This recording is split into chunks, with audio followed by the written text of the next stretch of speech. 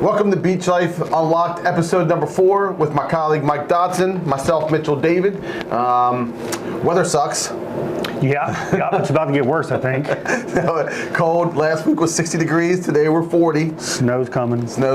Yeah, so last night wasn't real good for those who are in the rental industry. Short term, yeah. Yeah, for short term. That's a good point. For clarification, this is discussing short-term rentals in the R1 and MHAP areas because we have two licenses here. We have a short-term and then we have a long-term. The long-term is anything over 30 days. Mm-hmm. Correct me if I'm wrong. Same price, doesn't cost anything extra. Same license. Right, same license. So if you own a property, you can rent it. Right. You can have a 30-day, you can have a yearly, you have a 6-month, right? Mm-hmm. But our understanding, again, things are changing as we said they would. So we'll kind of bring you into the loop and then kind of opine on what we think ourselves about this. So our understanding is the way it's been written, it will have to be reread again because they've changed it pretty drastically. Yeah. So. Yep. It looks like that if you had a license, they're still going to honor that for this year and next year. 2026. But come 2027, there's no short-term rentals. More short-term rentals. Right, in those areas. Now, correct me, are they still discussing the 5-day minimum right now for the ones that already have their license? That's correct. Those will have to be a 5-night minimum. They did not change that. But again, that's part of the system, right? We have another reading in 2 weeks. They'll have public comment, and then they'll go from there. So landscape's changing. Yeah, so I don't know what the end game is going to be here, but I think this potentially could be a major blow to property values in the R1 and mobile home districts. I mean, what do you think? Yeah, I mean, that's my concern. Honestly, I have clients that own in the R1 district. Did they buy them with the thought of renting them? Not my clients, but I'm sure there's people out there that purchased a single-family home in the R1 district, with the idea to at least make a little bit of extra money in the summertime when they're not down here all the time. Rent it out for a couple days a week or a couple days a month, and losing that opportunity, I think. It's going to affect some people. People come to Ocean City, for the most part, we're a second home market. People come here to vacation and enjoy themselves. And with the opportunity to make additional money or to cover their costs on their mortgage and their taxes, with short-term rentals, that potentially no longer being the case, being the opportunity, I think personally is going to affect the values of the property. Yeah, so I did the same thing you did. I kind of went back and kind of looked at who I've sold homes to in the R1s and kind of what their game plan was at that point in time. And luckily for me as well, it really wasn't to have any rentals. Yeah. It was for them to use for their family, maybe have some friends and family over at certain points in time, but it wasn't meant to be, hey, we're buying this, we can afford it, but we really need the rental income. Luckily for me, I'm not in that situation, but I'm with you. It's going to be quite interesting to see where the values go and how many listings get put on the market and where the prices go from there. Because one could argue that, hey, people will start to come back into town to raise families, right? Right. I'm guessing that's the ultimate goal for the city council and the mayor's office is to bring more full-time residents to Ocean City. Right now we don't have not a whole lot of people here right now in town. When compared to the summer, obviously, when we're inundated with vacationers and people that just come here to enjoy themselves, enjoy the sand and the ocean. And that would be nice. I mean, obviously, having more people in town, year round would benefit the town, obviously. But I don't know. Yeah, well, I think don't know. There's a lot still to be unpacked on this. It is, and I think it's important to say that Mike and I's job is. We're not picking sides. We're not for the homeowner because we understand home ownership, right? Right. We sell home ownership as part of it. Right. We also sell the BeachLife, right, where people can come down and enjoy their property. It's our job to kind of let you all know what's going on, but also we'll share our opinions. But we're not for or against it. I mean, look, I can understand it. In R1 district, fighting not to have rentals. I get it, right? I mean, that's what the zoning is. It's for less density. I mean, if you look at any of the regs or any of the ordinances from any of this, and look, this isn't an Ocean City issue. This is everywhere. This is everywhere. All over the place, up and down the East Coast. Everybody's pushing back on R1s with the Airbnb and the VRBO, right? Yep. I mean, so this isn't unique to us. No. We're just dealing with it now. It's just now it's here. Yeah. It's at our doorstep, and it's under discussion here in town. And so, like I said, I'm not for or against it. I can see both sides of it. Exactly. I think limiting people or owners and what they can do with their property, I think that's entering into a kind of a gray area for me as a homeowner in Ocean City. But like I said, I do understand wanting those areas which they were originally set up for that, for people to live and live in peace. Everybody has a right to enjoy their property in peace. So I think this is more, for me, I think this is more about maybe the behavior that maybe some people bring to town. We don't want people acting a fool and creating, or making people feel uncomfortable in their own homes. Right. And so I think if we crack down on the behavior rather than, penalizing in this case the homeowners, I think that would make more sense to me. Yeah, I think it's going to be interesting to see who has some deep pockets here. Because think about this. Think about if you've owned a property for a long period of time, you've rented it out. Right. The town has issued you license, right? I mean, like every year you have to pay that $191 for the noise ordinance and for your rental license, STR license. Well, that's how you started. You've done it for 5, 6, 7, 8 years, whatever the time frame you've done it, and now the town's coming saying, hey, by 2027, you're now done. Look, again, we're not attorneys. Right. That seems to be a bit of a takings issue. One would argue, well, that's in the R1, and they shouldn't have allowed it to begin with. Understand. That may be. Agreed. Yeah. But the government, the town, right? I'm a bit of a conspiracy theorist on some things, so we don't have enough time for that. Yeah, we don't. So there's always some back innuendo in there on that, but they allowed it for all this time, right? And now to completely do a 180 where they're like, hey, by the way, our bad, we're not allowing that now. Right. That will be interesting to see what happens there. I'm interested to see when this thing finally settles and we know exactly what it's going to look like. I'm interested to see if a lot of people decide to sell in R1 and mobile home districts. I don't know. If I had a crystal ball, I'd be.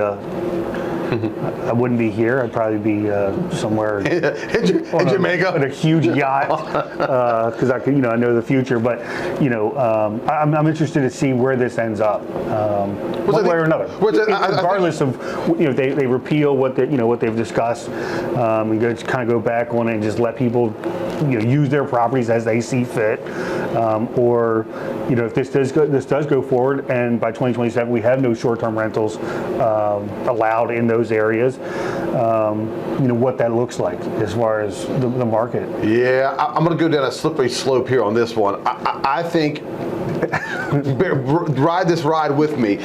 We've been talking, not we, the town has been talking about rental regulations for quite some time.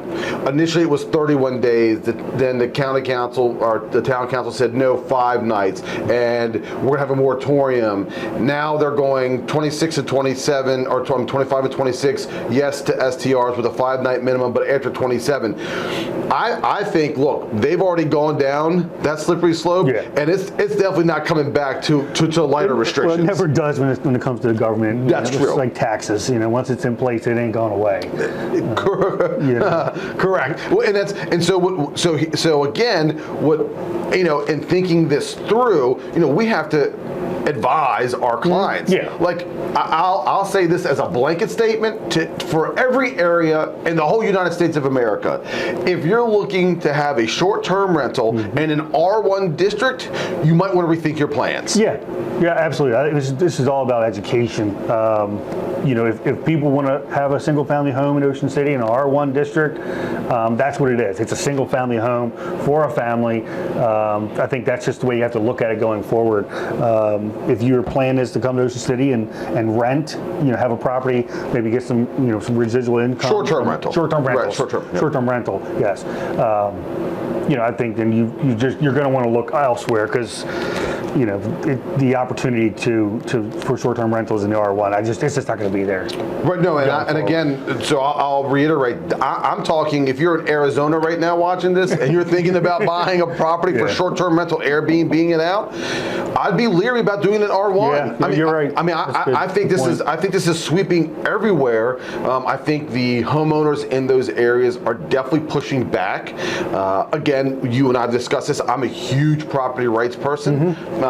So we walk that fine line of, we understand the owners that live there. They don't want that. Right. But also understand that if you own the property, it is yours. That you should be able to do within the rules of what you want to do. And I think some of the argument last night was in the public comment was, well, the R1 was never set up for a business. Agreed. But things change. What life does change. Airbnb wasn't. I don't even know how long they've been around. Airbnb, how long they've been around. But when these districts were created, that wasn't even an option. Correct. You know what I mean? That wasn't even a thought. So society changes, technology changes. Yep. New opportunities come along for a multitude of things, including the ability to rent your house pretty quickly and pretty easily online. You get an instant book. You can get one. You can be sitting here, at home today, and you have a rental property here. You might get a notification that somebody just sent you some money, and so having that as an option to me is, I think, is nice. Well, what do you think about this though? If you own a house and, like you said, things change, we can understand you want flexibility, right? Yeah. But if you're buying multiples, single families in the R1s, and it truly is a business, like you have no desire to live here yourself. You have no desire. It's not like your family's coming down. You own multiple houses. Do you think in that situation they are running that would be more of a business? That's a business. If you have multiple homes, nobody needs multiple homes on the same street, right? Unless you're housing your the large family. I don't know, but for something like that, obviously those people, their intent when they purchase was to have that as a business to make money, whether it's short term or long term. Right. Now we're kind of getting into an area now, like, well, if this happens, right. Now, we can justify it over here, but for people that, last 2 years, there's people, let's just say the people last 2 years that purchased a home in the R1 or MH district, and they're saying, okay, we can afford this house, but it'd be nice so we don't have to live, be house poor or whatever. We don't live paycheck to paycheck. If we get some additional funds coming in from renting, that's what we're going to do. Right? We're going to buy this house. We're going to rent it out 10 weeks a year. Whatever that looks like. Mini weeks, 3 nights. So you get 2 rentals in 1 week, right? Which will make you more money. If that was their intention, I think they should have that opportunity. I don't know. We're getting into gray areas now. There's always an argument for or against. I tell you all the time. You tell me something that I should be doing, or you read this, or whatever it is, and I'll go find an article or a video that tells me the exact opposite of what you just told me. Right? It is. So the internet's a wild place. So the big take of this is, hey, listen, again, if you're looking to buy wherever it is, you really need to know your zoning. Yeah. Right? know what the intent when that, honestly, I think it's important to know what the intent for that district or that zoning when it was originally set up. Yep. Because with Airbnb and VRBO and multitude of people being able to buy multiple houses, rent them out, cover their costs, right? So it really doesn't cost them much out of pocket. It's created opportunities for people, but it's also kind of gone against the original plans of the town or county or whatever it is. Right. It's made things a little hairy. So we understand. Yeah, we don't like the property. We're going around in a we are circle. going around a circle. I definitely think we are, and I think but I think most people are. Yeah. Right? Unless you live in the R1. You're not going in a circle. Yeah. You don't want rentals. And if you own a property in R1 and you've been renting it out, you're not going in a circle. You want to be able to have that thing. Right, you want to be able to continue. Exactly. So I think there's here, and then there's us we're just trying to wrap our heads around it and try to have best roadmap it for our potential clients coming down into town. Right. And like Mike said, try to have that crystal ball to see where this is going to go. If I get a crystal ball, we're in trouble. I know, but the kicker is this: is that like I can make the argument that this is. Initially, I think it's going to hurt values. Yeah. Because I think people will try to be like, hey, I'm going to get out now while the getting's good. People can still rent out, so there'll be less pushback. Can they? If new owners come in, if they didn't have a rental license, can they? Yeah, we don't have the more. That's a good point. So we don't exactly have the moratorium's going to work either right now. So I think, to your point, good point. We don't really know the end picture until they have another vote, another public comment, which is fine. I mean, I think it's better to have more discussions than less than just drop the hammer. Now I'm going to say something controversial. Oh, here we go. And because I think when we have these conversations, like I'm a big person that believes that when there's an agenda, there's always another agenda behind the agenda, right? Yeah. And I just, to me, it just feels interesting how the town goes from this to end up with a much more restrictive, hey, we're getting rentals rid of 2027. As if that wasn't the intent the whole time. That was absolutely the intent. I agree with you, and we're not calling anybody out or saying anything. Again, this is our opinion. We don't have any inside sources. We're not having conversations with the city council. Mike does live in town, obviously, so this truly does affect him. I'm just outside of town in the county. So, but that's what I think. It's the nuances of real estate that I think sometimes gets lost on the purchase in this type of market, right? Because again, we talk about this. We're hyper local, right? And sometimes it's an overused term, but this is what we do. This is what we think about every single day, trying to figure out the best plan for a client. And so, if somebody comes to us and says, "Hey, listen, I want to make it a straight rental." Mm-hmm. We have to think what we're doing. That's not an option. It may not be an option. Sounds like it's not going to be an option for R1 or mobile home. You have to look elsewhere. And there are other areas in town. I mean, obviously there's tons of condos, which are options. And I think it's important to have this conversation so people are aware, educating the consumer who doesn't have 3 hours to watch the council meetings every week. Right. So. Well, that's that's just sigh. Right. But that's the hard part with this, because obviously, so goes one area, so goes another, right? Mm-hmm. So Berlin has a pretty restrictive R1 rental law, right? We know that. Yeah. Now it's going to be Ocean City. Mm-hmm. Well, what about Ocean Pines? What about the county, right? So all of a sudden, you have this effect going down. So it's a snowball. It is. It's good. And again, this is what I want everybody to take away from this is, if your goal is to have a pure business rental, and you want a single family house that's in a R1 district, or in this case in mobile home district here at Montego Bay and stuff, we need to have that conversation up front and during our buyer consultation phase. Like, hey, what are the goals? What are your expectations? And maybe that doesn't make the model what you're looking for. Yeah, we look elsewhere. R2. Yeah. right. Yeah. We might be in a townhouse, and I will say this. This is important because I had an agent call me about another agent telling one of their clients that where they lived was in a R1, and they would no longer be allowed to rent the property under the current rules with the short term.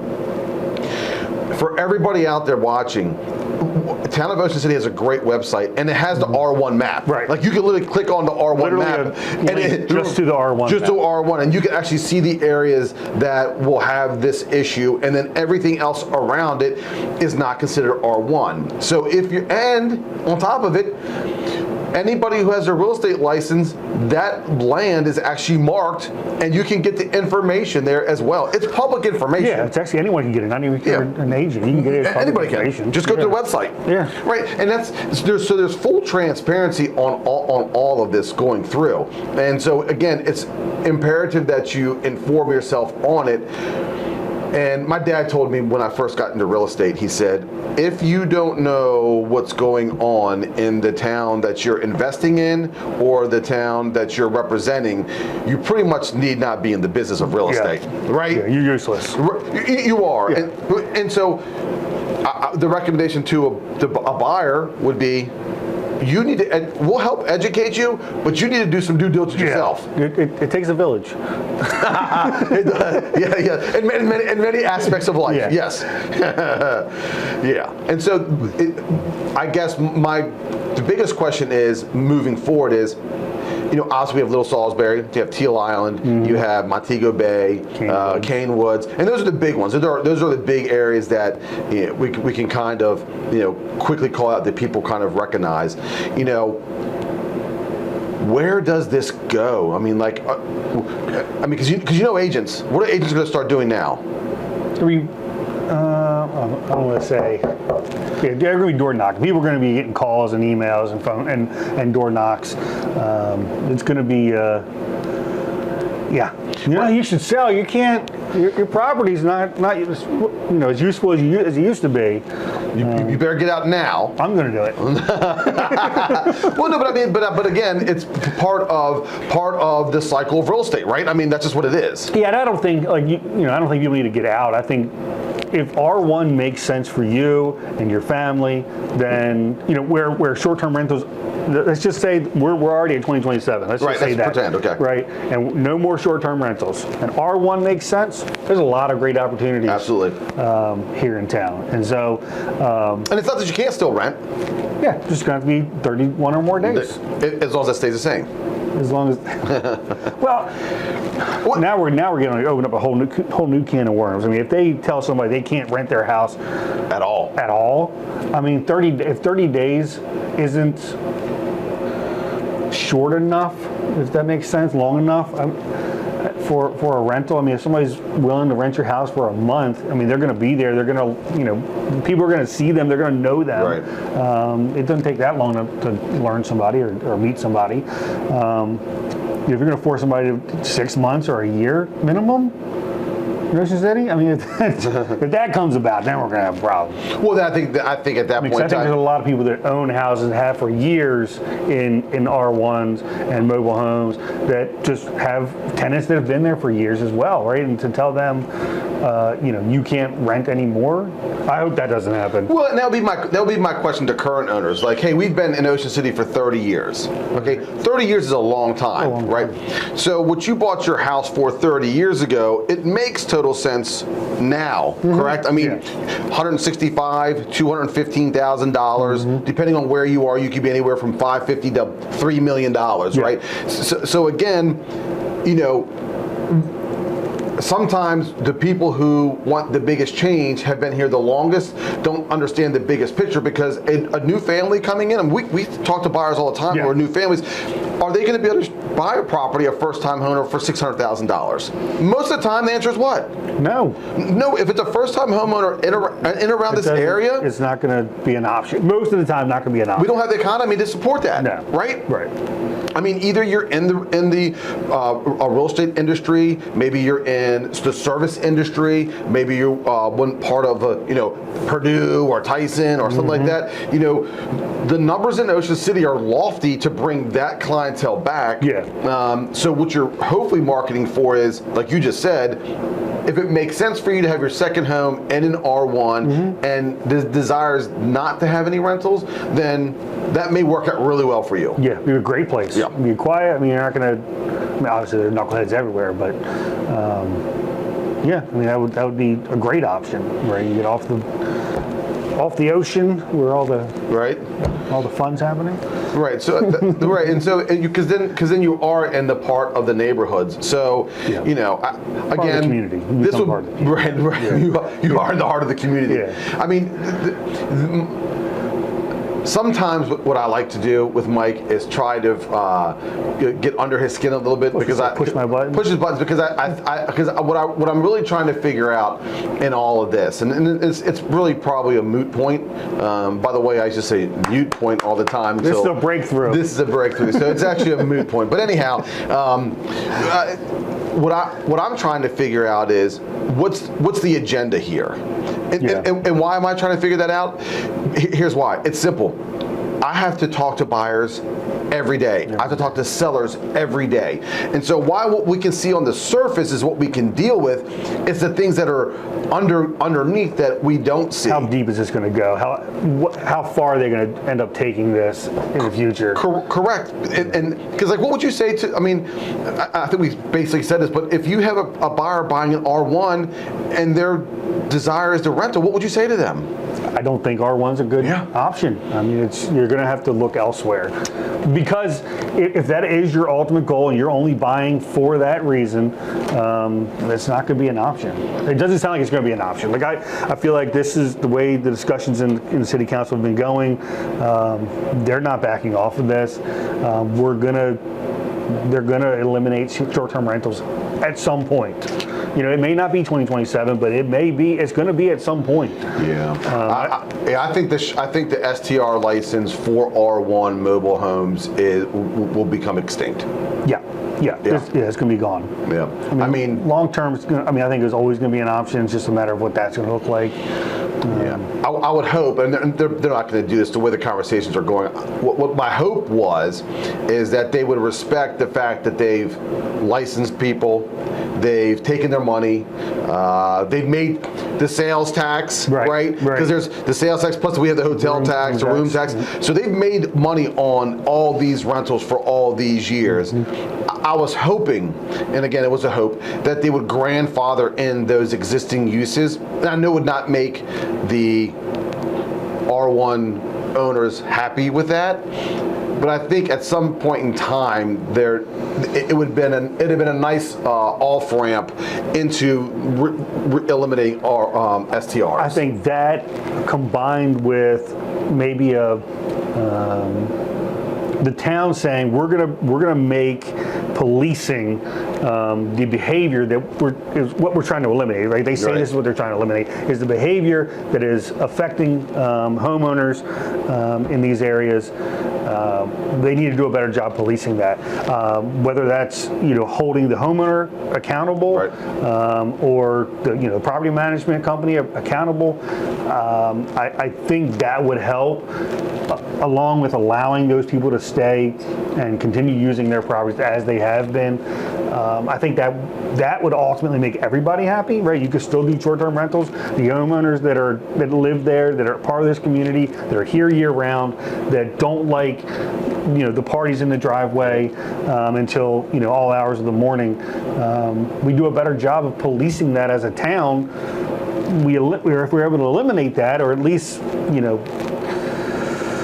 knock it down quite a bit, I think that would make everybody happy. But It's not. That's not what's happening. It's not where we are. It's not where we are. It's not where we are. And I think, and again, that's part of, look, we tell our kids, I know you do as well, life's not fair. Yeah. Right? It's just not fair. So for us to sit and go, well, it's not fair and you should do this, that completely goes against our true beliefs, right? Yeah. And so this is what it is. Luck is opportunity and hard work at that intersection where they meet, right? So in thinking this through, it's just a matter of guiding. What I was hoping for, and again, because I do try to read between the lines in the agenda, does this creep to other areas? I mean, this is not going to be a popular conversation to have as agents. I mean, here's what I'm worried about. Honestly, one-night rentals, VRBO, InstaBook, the in and out. I mean, it ruffles people's feathers now. I mean, this is not the first time we've heard about it in R1. It's been a long time, but we also hear about it in condos. I mean, if Ocean City was built, I mean, there's a reason that these condos are so big. Correct. Right? It's because people like to come to Ocean City. I agree. We house a lot of people, and the majority of those people are here for a short time. Correct. Short term. If we start getting into R2 and condos and all those and eliminating short-term rentals there, I don't know that Ocean City exists. No, I understand what you're saying, and I don't think they would. Okay, let me re-clarify. What I think is, do they start making minimum nights where you don't have in a hotel, or I'm sorry, not in a hotel, in a condo building? Hey, we're going to just do a blanket 3-night minimum type of rental type of thing. Again, I mean, this is me trying to read the tea leaves. Well, okay. Well, let's talk about that. So, if that does happen, how would that make you feel as an agent?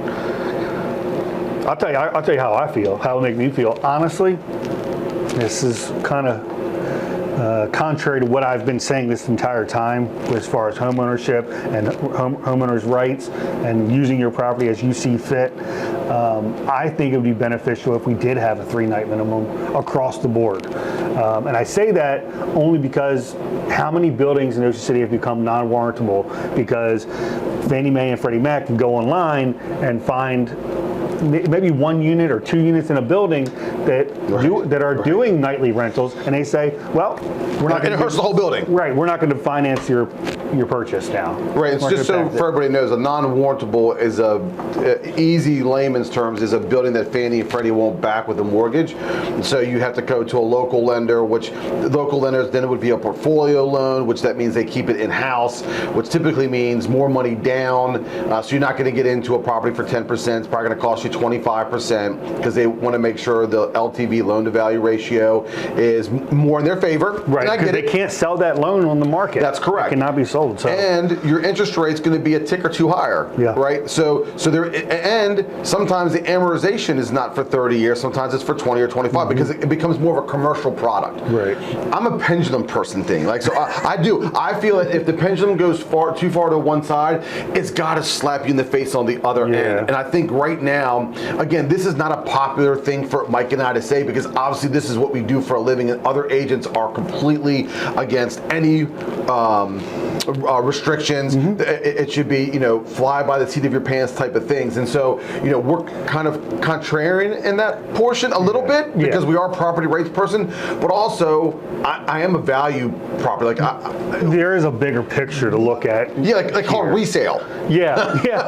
Appreciation. Right. People are buying the property so their family can use it, but also so they can offset their costs. Yeah, and to have something to sell. Yeah. Yep. Right. An asset. There you go, an asset. And so I'm with you. Again, this is not going to go over well. And so for all of you here, feel free to reach out to us, and we can bring you on the show and have the conversation. Yeah. But I am with you as well. And I was talking to a client who has a rental that we did Airbnb for last year in VRBO. Okay. It was wonderfully successful. Mike and I are hands-on, so we were in and out of the unit during turnovers. The cleaning crews were in there, super respectful of the parking spaces. And the client said, hey, listen, our association has no problem with you, but we have a problem with a different management company because they don't have the same values or respect for the building. Yeah. And so he said they actually had a conversation about limiting rentals within that building. Nothing ever happened, but the topic is now on the table. It's on the table and it could always come back up. That's correct. And so what happens is, and what scares me, this is the conversation we had before, and two things. I need to correct myself so we're on the same page. I was wrong. A couple days ago or weeks ago, we filmed the one that says they didn't want to talk about rentals because they would lose the argument about rentals. Yeah. They won. right. So that didn't age real well on my part. Again, we didn't read the tea leaves there. Yeah. But again, my thought was as soon as they started to discuss more about restriction of rentals, there'd be so much pushback that they wouldn't be able to. Our R1 residents have had the conversations with the council, and they've got it to go that way. And so, again, what I'm trying to say is, again, this is what I tell my clients, and when they call me, and they're like, or customers when they first start, and they're like, hey, listen, I want to buy a thing, and I want to do nightlies in a condo building. And I'm like, look, that's your right. That's your right to do it. I'm not going to say don't do it. But here's the downside to doing it. If enough of you in the building start to do nightlies and it becomes like a hotel, a condotel, what's going to happen? Who's going to push back? The lenders, the other owners, the town. I mean, so obviously, I'm not here for big business for the hotels. All the groups that own these hotels, I would rather see the mom and pa's flourish. That's what I have. That's what we talk about. Right. That's what we want our clients to do. So, look, the big businesses are going to make their money no matter what. But we also want to make sure that if it's your desire to make money as well, that you have an avenue to do so. And when we give you advice, it literally is advice. It's not set in stone. We're not steering you to do something or not doing something. We're just taking our vast knowledge and then putting you in that situation. And I think a lot of that comes from the fact that things have changed and things continue to change over the years. And we know that this is probably not the end. There's going to be more coming. It may not be as drastic. We may see a minimum of 3 nights in the condos, right? The town comes along and says can't do anything less than 3 nights. Like I said, I think would be good for the owners themselves because I think it would keep the property values up. I agree with that. If they start allowing nightlies in condos, as some buildings do, and I think there's been some discussions within some associations about eliminating those nightlies. We continue allowing that. I think we will see some buildings, they're not going to be as valued or as valuable as other buildings. Yeah, I like what some buildings have done. Again, it doesn't, when you're showing a property and you have to tell a potential client, hey, if you rent, look, there's a 2-tier condo fee here. There's a condo fee, right? Yeah, we've seen that. Yeah, seen that too. Yeah. I'm not going to lie to you. I get it. Like, there's more wear and tear on a building. Especially if you have pools and elevators, amenities available to all renters. Yeah, so, a lot more use. And again, all of a sudden things are changing, and I think the market's going to change to those things. Well, let's touch on that real quick. So what Mitch is talking about is that some buildings have put a 2-tier system in. If you own a condo in that building, you do not rent, your condo fee is X. If you do rent, you're going to pay more. You're going to pay more to the association so that they have that money when the time comes to do maintenance on the elevator, on the pools, on the fitness equipment. They have a workout room. And replace those items, because they are going to go bad and need maintenance much sooner than they would if it was just the owners coming in and out a couple times a year. Correct. Well, how do you feel about that? I'm for it. Yeah. Honestly, I mean, because like you said, the wear and tear on the elevator, on the pools, on the equipment that the building has that are common elements. some owners are responsible for more of a share, or should be more responsible for more of a share of the upkeep on those items than others that are here, a couple times a year, use their property as a second home, aren't in and out, don't have different people coming in, 3 nights stay here, 3 nights stay there. You got kids running up and down. It takes a toll. It does. I'm with you. And what we've seen with the reserve studies and stuff, some buildings, they haven't been maintained like they should have been. Yep. And the cost is smacking a lot of people in the face, for what it's going to take the next 10 years just to get the building back to where it should have been 10 years ago, right? Right. So, I'm for it. Thankfully, I don't live in a building like that, or own in a building right now. But if I did, I would expect to have to pay more if I have people in and out of my unit. Well, I think the thing again is, are you running your property like a business? Right. Right. Yeah. And I think there's a big difference. Right. Yeah. So if you're running it like a business, then you should expect business expenses. Right. Right. Yeah. And so we're not saying that if you have family and friends and that's what your avenue is. We're saying, hey, listen, if you're consistently doing nightlies and getting people in there, because again, I promise you this will age well. If you push so hard to one thing, there's going to be some equal or greater pushback, right? Yeah. I mean, that's just law of force. I mean, and so my concern, and we've been talking about this for probably 2 or 3 years, is, some buildings have gone non-rental, right? Yeah. Or limited to minimum 31 days. 31 days. Some have gone to 7 days. Some have gone to 3 nights. Mm-hmm. So what people don't understand is the town doesn't need to regulate that. The building itself can regulate that by simple votes and the owners themselves coming together. I think it's, again, I'm not an attorney. I want to say it's 67% of two-thirds. I believe that's correct. Can make a major change in most. Again, I'm not going to say all, but in the bylaws of the rules.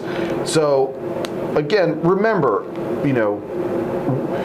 if you want to protect your investment, sometimes squeezing all of the money out of it is not. I guess if it's short term. I guess if you're in it for a year or 2 or 3 years, and you're just trying to squeeze as much money out as you can. I guess then in that situation, I just don't have buyers who come in and buy and then sell in 2 or 3 years unless they have something drastically change in their family dynamic. Yeah. They're not they don't come into it planning only to that long. No. Yeah, something drastic changes. Unfortunately, divorce happens.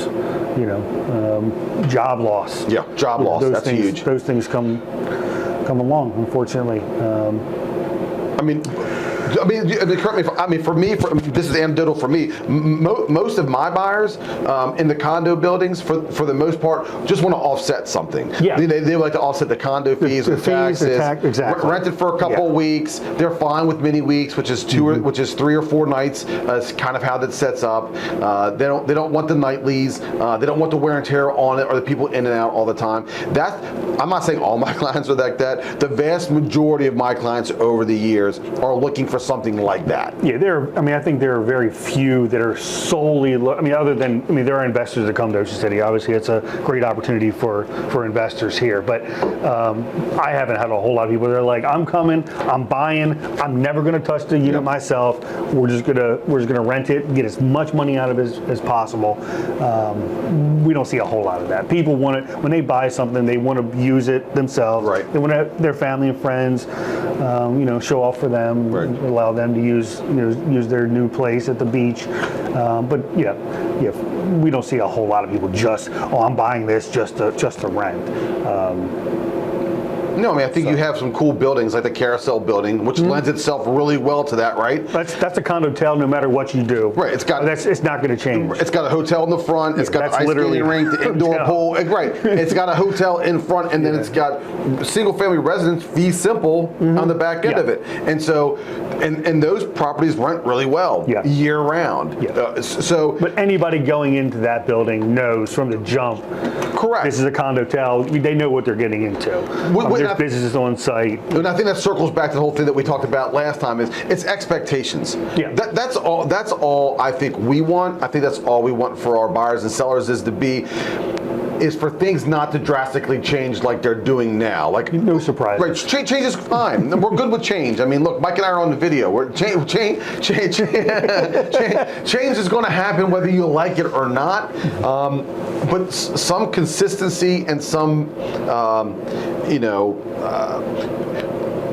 operation within a certain understanding of what's going forward, I think is paramount to be able to do this. Yeah, having a clearer picture. Yeah. Having a clear picture, knowing what's on the horizon, and what's possible, right? What's available to you as an owner, regardless of where you are. And hopefully avoiding drastic changes. Unfortunately, they happen. Life happens. Right. No, and obviously we spent a lot of time on the rental. Again, it's a hot topic. It is. it is a hot topic. I mean, you can find it on the blogs. You can find it, there's varying opinions everywhere. But at the same point in time, like Mike said, it is an important topic to talk about, and we're not here to scare anybody. That's not what we're going to do. Because again, I think if you take inventory of what you want mentally, what your picture looks like for a secondary home, like Mike said, and I've said numerous times, it typically is not for it to be a business. Yeah. Right? Yeah. Right. Because you're the best use of a property in Ocean City. So I own rental properties where I went to college, and they're yearly rentals. That's the best use. Airbnb nightlies just don't work well there. Just like really for the most part, again, with the price point that we're at now, for single family homes in the R1, yearlies just don't work number-wise. Yeah. Right. You need those short-term to offset. Right. And so again, that's trying to paint a picture of kind of where that is. Now, what I would say is this, what kind of worries me a little bit for the R1 residents is if somebody has owned for a long time, I mean, and this is probably not something you thought about, but obviously my mind goes crazy. If somebody's owned for a long time and they've been used to the short-term rental income and they have no desire to sell the property because they like it as well, and they say, you know what, I'm going to enter the realm of long-term. Well, what worries me is their threshold for what they need money-wise is going to be less than what a new owner is going to need, so their rent's going to be on the lower end of the scale. Yeah, they're not going to make nearly as much as Right. they can with a short-term rental, for sure. But to playing devil's advocate here, if someone's owned a property, let's say 10, 15 years, their costs of ownership is much lower than it would be if they bought Right. today, right? So they might be, something like that, you might be able to get away with covering your costs or your mortgage, your taxes and stuff with a long-term rental. But then you lose use of it yourself, right? Right. So Right. you're kind of giving your property away to someone else. But it is paying off your mortgage. Right. So just try to navigate what the landscape is in the next.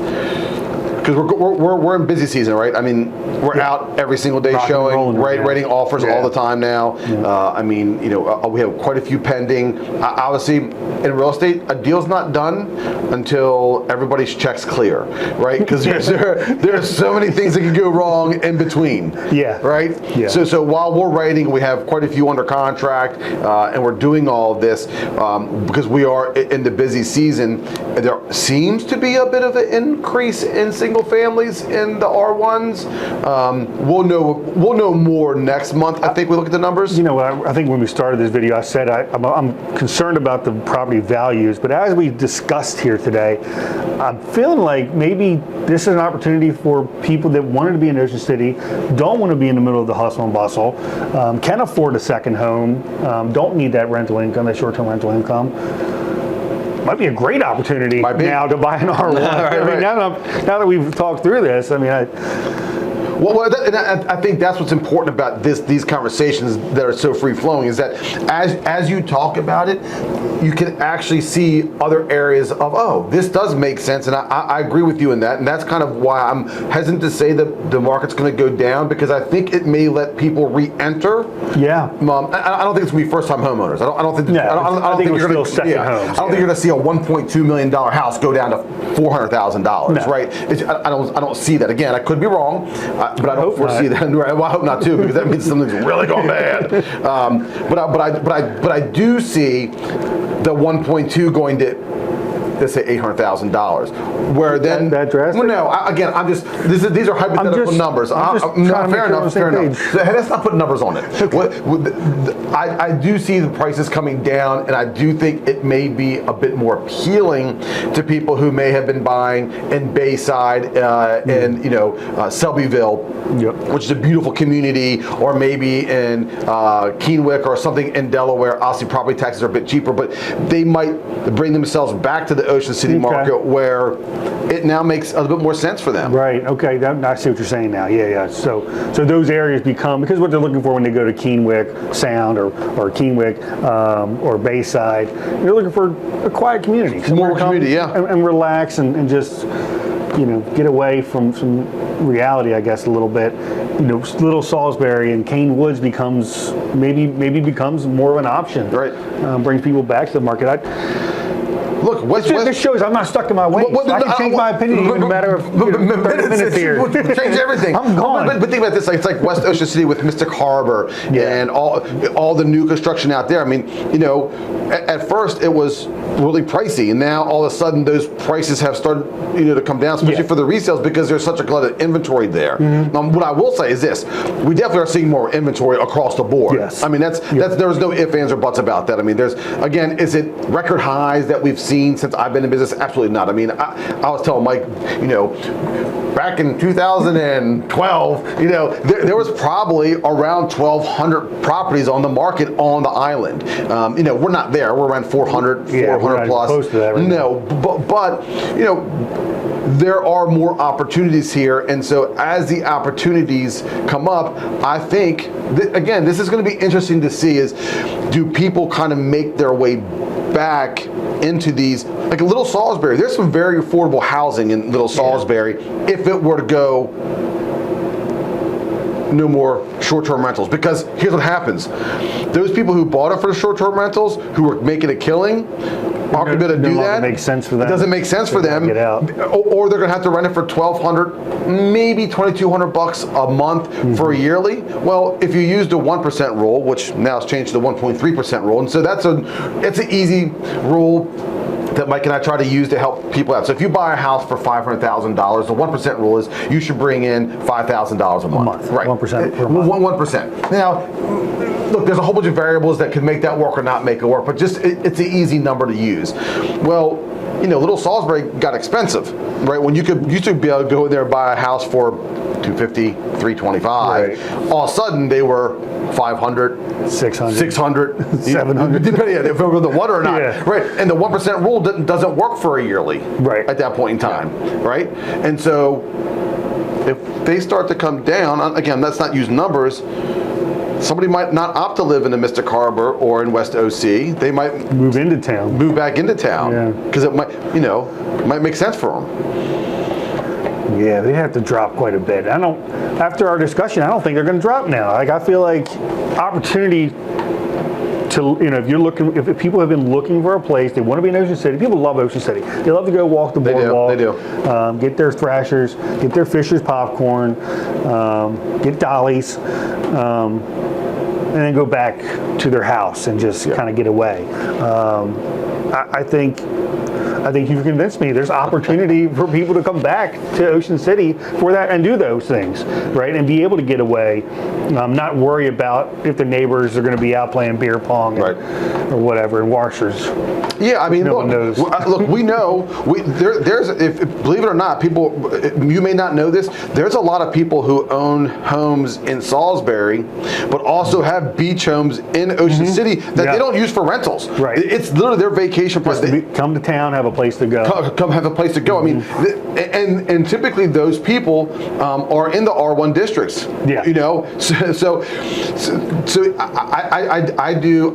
So if I had a crystal ball and I was, you're listening to this, we'll see how it ages. I think prices are going to flatline on the R1 single family homes.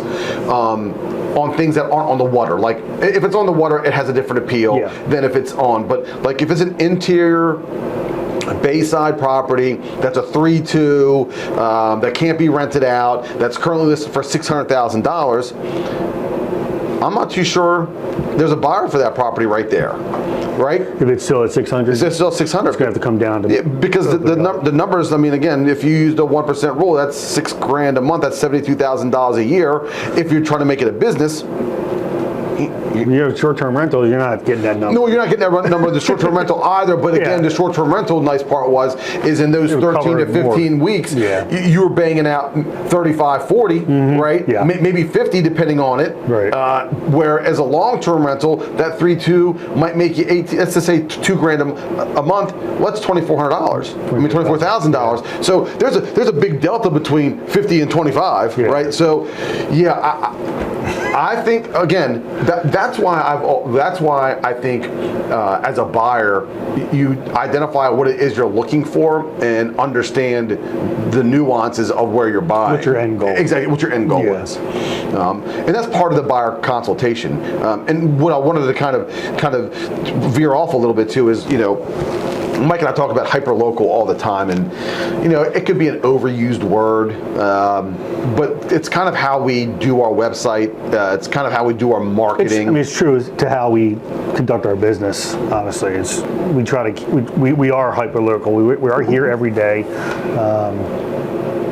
and we know this area, right? So we focus on what we know. We do.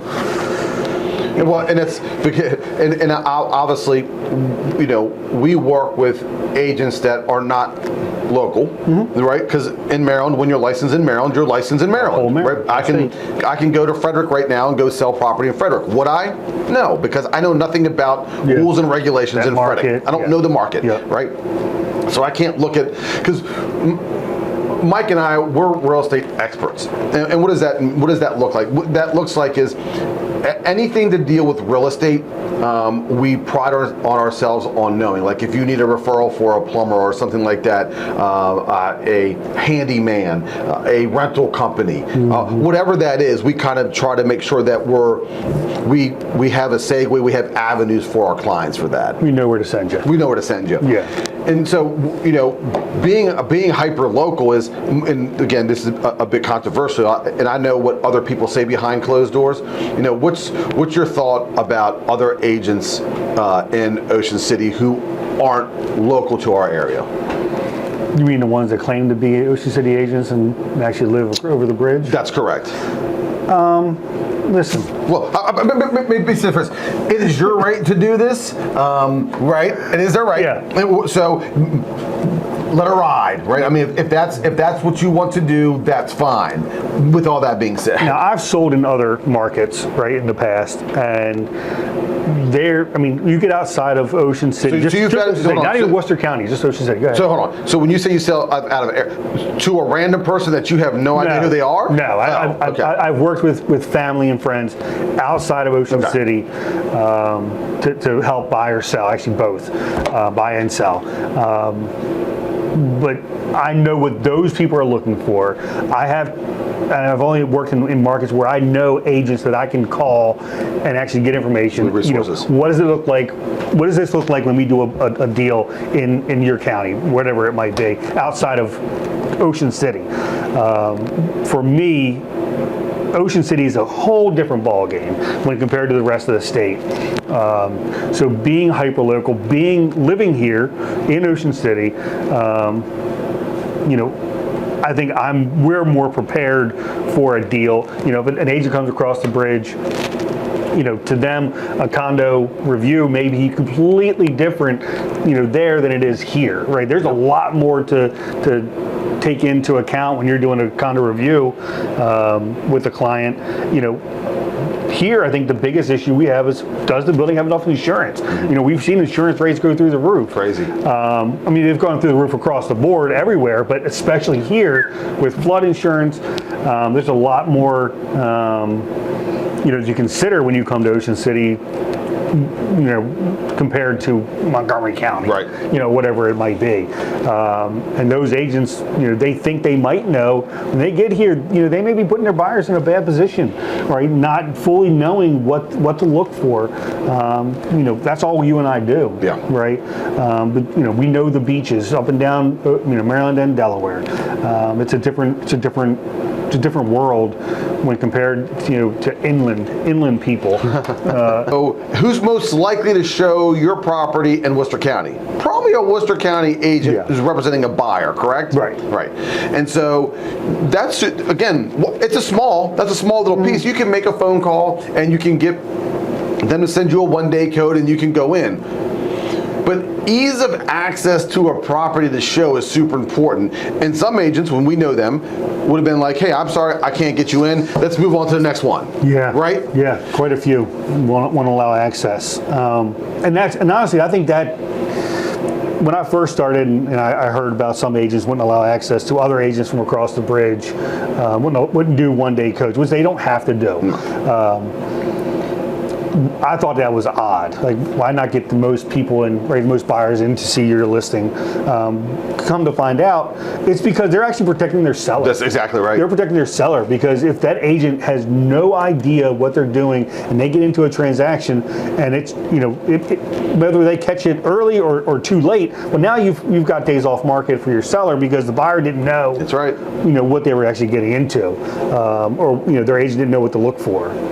No, and the crazy part on top of that is, if you take that seller and you can't gain access and you give a 1-day code, what does that mean? That means anybody with that code, has access. And so we have lock boxes, and the lock boxes we have apps on our phones that are only on our phone. They cannot be on another device, right? It's just that one device. On that one. So when we walk up to it and we sync with Bluetooth, we gain access that way. That's how we get into a property. If I give out a 1-day code to somebody across the bridge, which I have done, because again, my job is to sell the property, right? And so I vet the person and make sure they're an agent.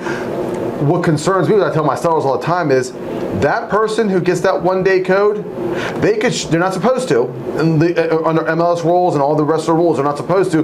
They can share that with the individual. My concern is the agent's not even here. Absolutely. They get the 1-day code, their buyer's in town, they give it to the buyer, now the buyer's gone in without their agent. Yep. Now we've lost kind of control of the listing, and they could give that to their buddy or whatever. The friend just got to town. Oh yeah, I got this code. Go ahead and check it out.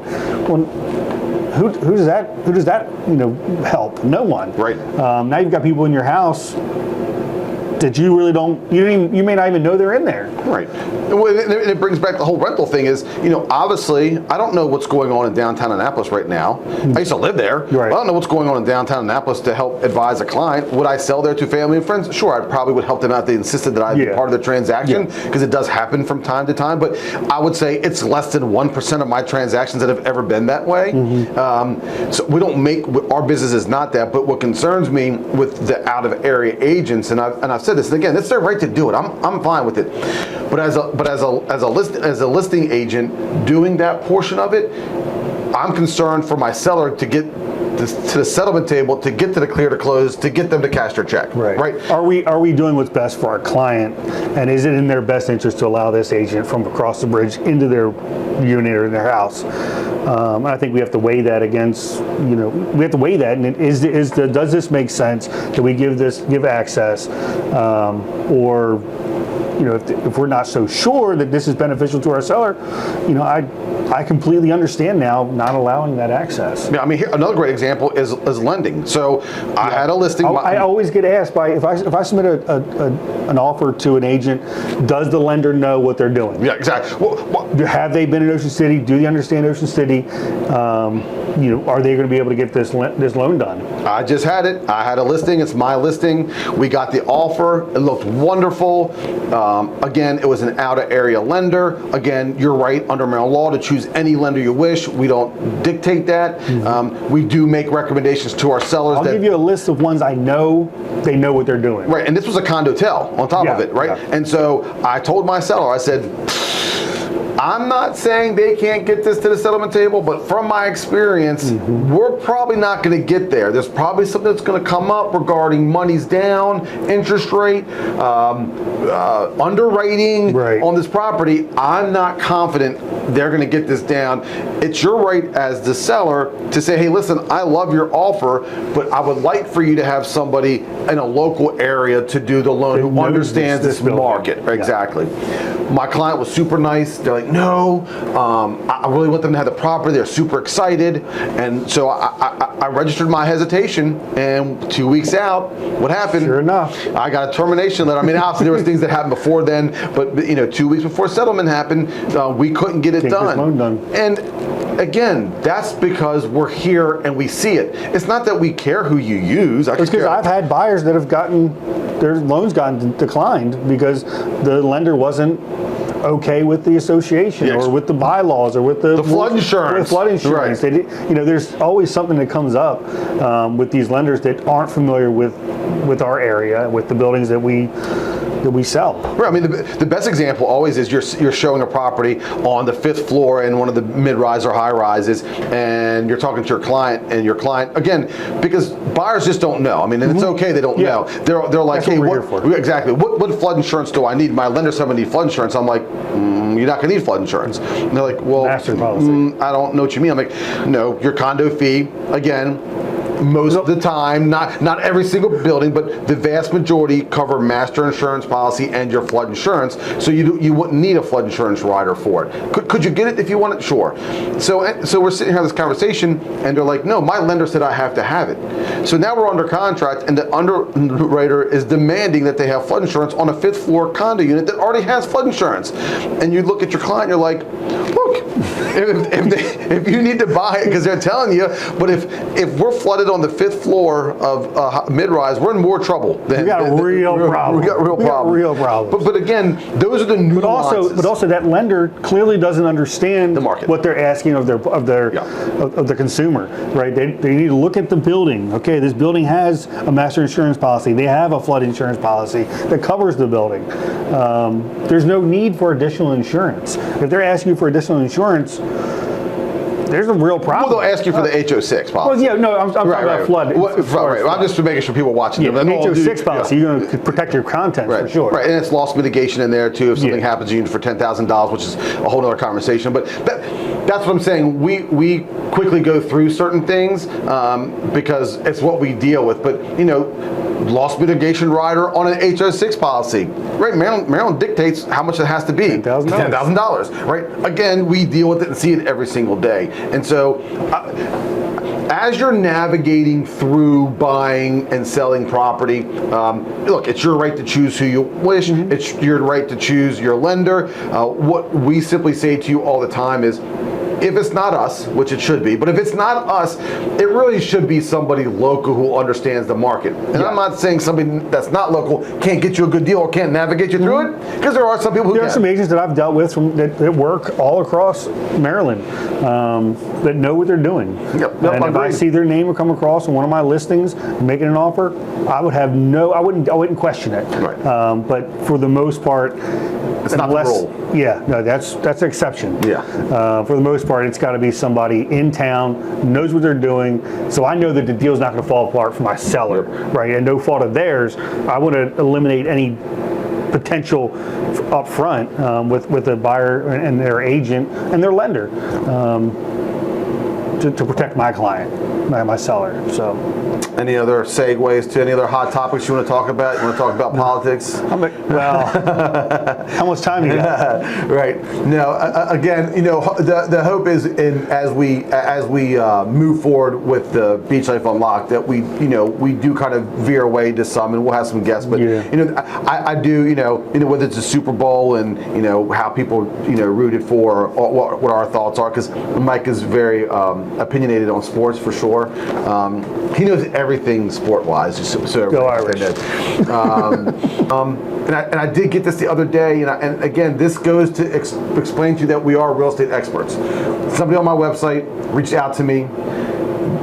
They're not going to use me. They don't. They were approached by a lady who they rent from, who's thinking about selling a property, and they just wanted to pick my brain. I spent 42 minutes on the phone with that person, and they were upfront. But the best part was he was upfront and honest. He said, "Listen, just be honest." He said, "Listen, I'm not using you. Here's a situation that I find myself in. I would love to hear your opinion on it. Could you share what your thoughts are?" And I said to him, I said, "Look, I would love for you to use me. Obviously, this is a one-off transaction for you, but yes, and I did. I took 42 minutes. I have no problem doing that. If somebody tells me, friend, look, I just have some questions. I'm not looking for an agent. I just need to get some clarity on this. What this whole thing looks like. Absolutely. I'll help people out. I have no problem with that. And I think that's the key to being in Ocean City, doing what we do. Obviously we do travel to Delaware all the time. I mean, Mike was there yesterday. I'll be there again today. So, and Delaware is a whole different beast, which we will talk about representation. And I know, we don't want our Delaware clients to feel neglected, but Maryland's just an really, really easy topic to talk about. And Delaware has so many nuances to agency and how they do commission structure now and what the exclusive listing looks like. And again, those are all really good topics that we can spend hours on. But if you're looking to buy or sell, keep viewing BeachLife Unlocked. Mike and I would love to work with you. Or you can go to our website, BeachLifeOceanCity.com. Thank you very much.